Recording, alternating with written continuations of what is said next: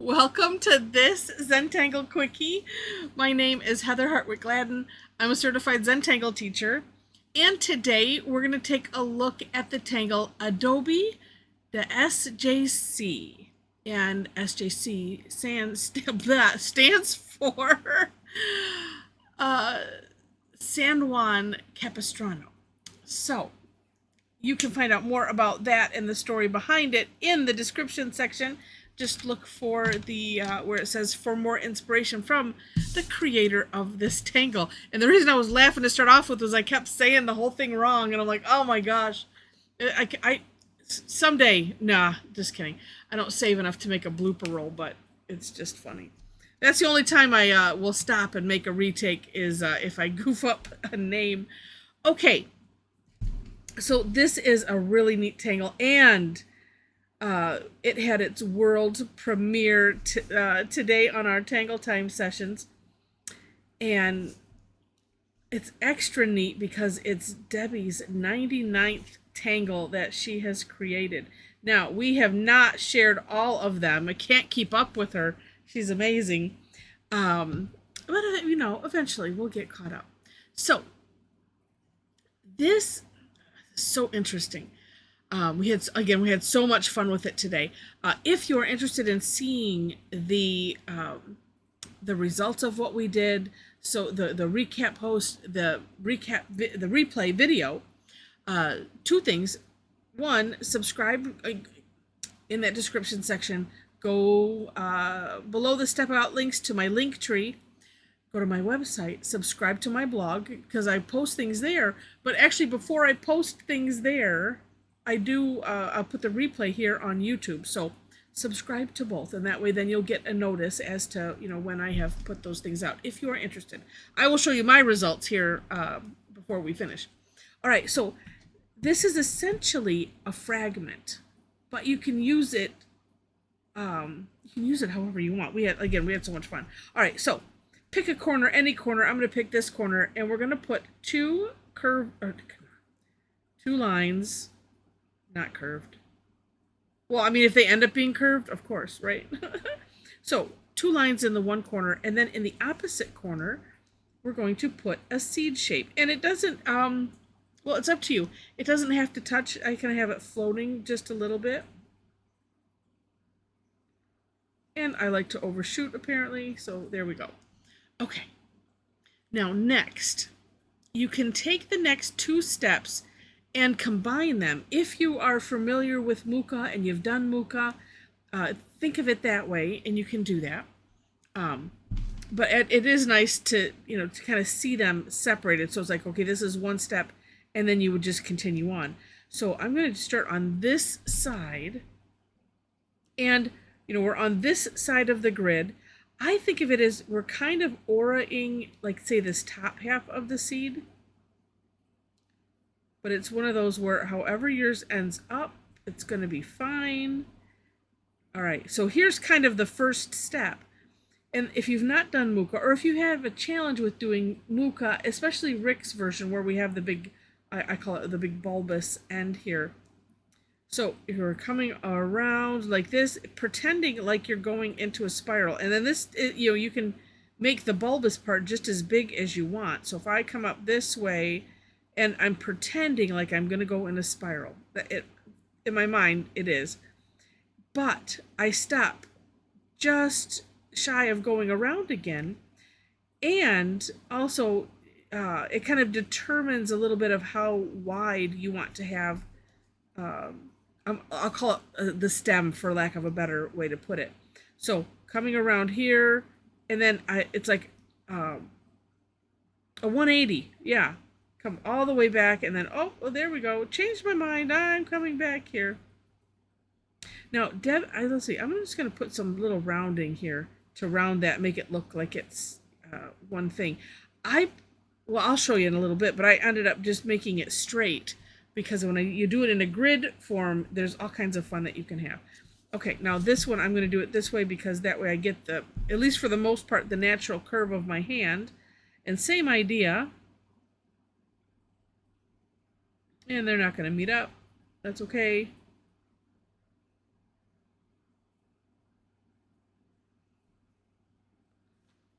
like so.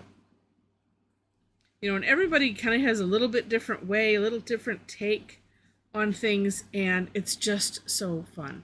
All right, next, we're going to put a couple C shapes, kind of aura-ing parts of this, like that, and like that. Bring it back to center, and then floating on top of this. And Deb has used this figure before. I'm calling it an elonged C shape. So, like I said, kind of hovering, like that. And I think I might extend this one a little bit, and then with another C shape from this tip to this tip.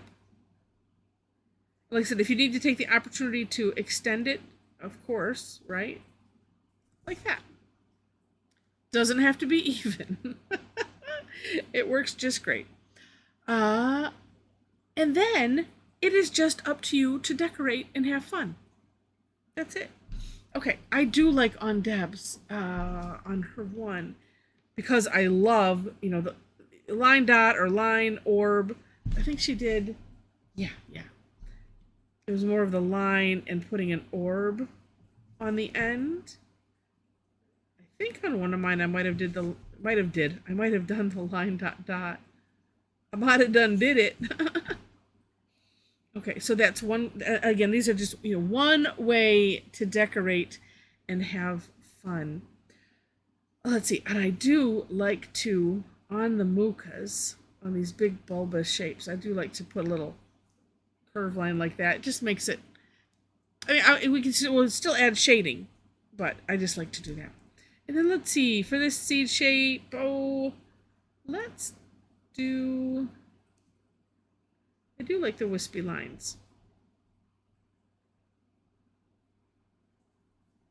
Like that, kind of like shading with the pen. All right, and then up here, let's do, you know what, actually, I had, just because it's dawning on me now, let's put some orbs. Some tipple.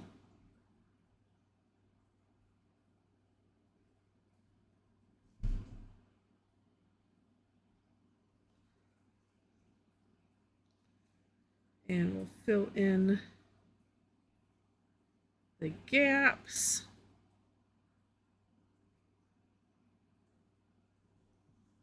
Like that. Let's see, what can we do here? You know, I kind of like the idea of just putting some lines, leaving some gaps, because I think that looks cool.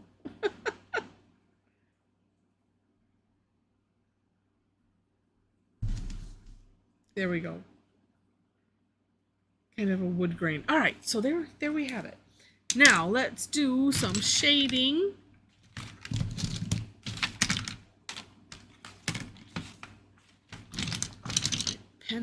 My pencil has run away. Okay. So can accentuate this with some graphite.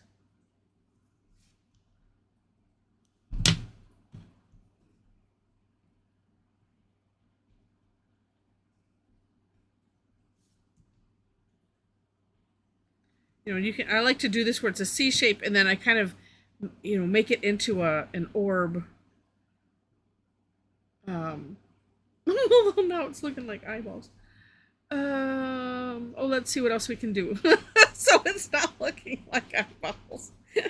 All right, very good. Okay, there we go. There we go. Okay. And let's just come up here. I'm just adding where I feel like it.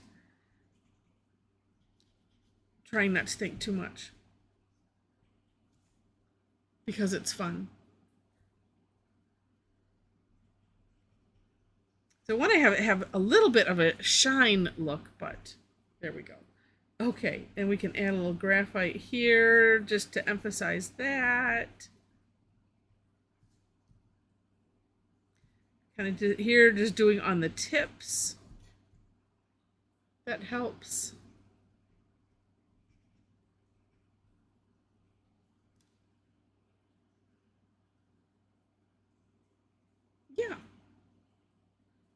You know, also, don't want to do graphite remorse. But let's, but yeah, we will. No, I'm just kidding. Let's just put some on either side of this. If I had made that a little bit wider, we could put it on the inside and make it look like it was rounded. But I kind of like this.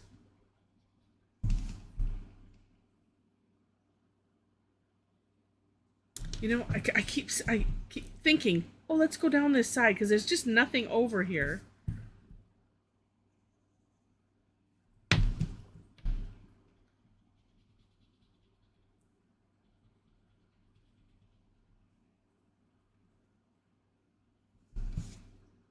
Yeah, yeah.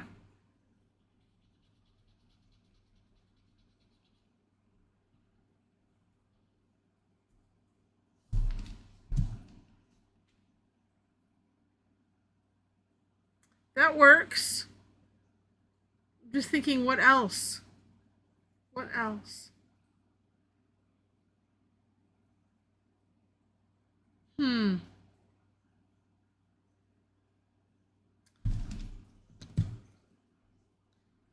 Just a little bit darker right in here. I don't know why.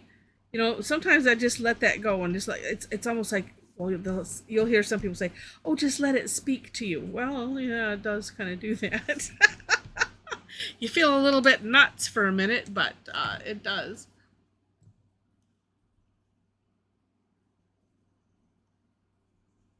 And as I worry about the graphite remorse, but I mean, there are lots of different shades of the graphite, right? So I'm keeping it dark and right to that line. Oh, that looks nicer.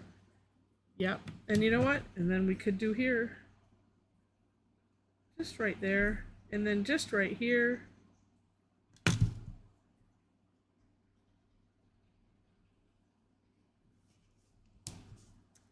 Let's look at the difference that makes. And if you just keep it, you know, with a side-to-side motion to keep most of the graphite right there.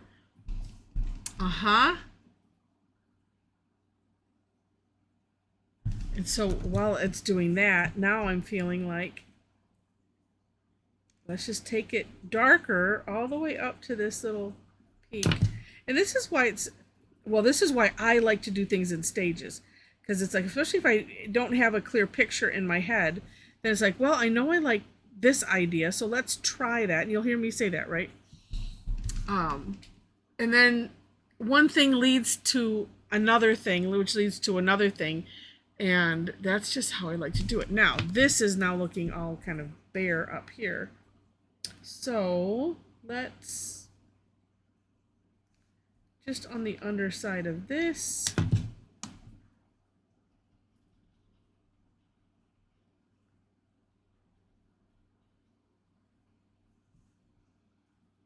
There we go. It gives it some extra depth. And I think I will leave it at that. Yeah. Okay. Super good. These still look like cymbals or something, you know? A big gong. All right. Yeah, I like it. Now, so I mentioned that we played with this today. So while you could do like this and just leave it, and here is one I did. Doing just that, but putting a nice little background in and stuff. I was playing with Derwent tinted graphite, graphitint. I think that's how you say it. Oh yes, no wait, graph tint. No, there's an I. There's an I. It's just it was blurred together with the T.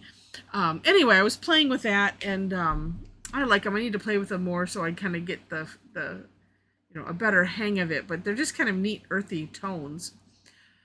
And so yeah, so that was fun. And then on the same lines, I did this on a nice. I think this was Lindy's Magicals on this one. And if you're interested in any of these, you know, you can get. I have links in that link tree to a couple resources. Lindy's is one where you save some money. And then to Dick Blick. And I appreciate if you use my codes. That's just very nice. But they're there. So on the same lines, was playing with this, and this kind of on the Zen bossing side of things.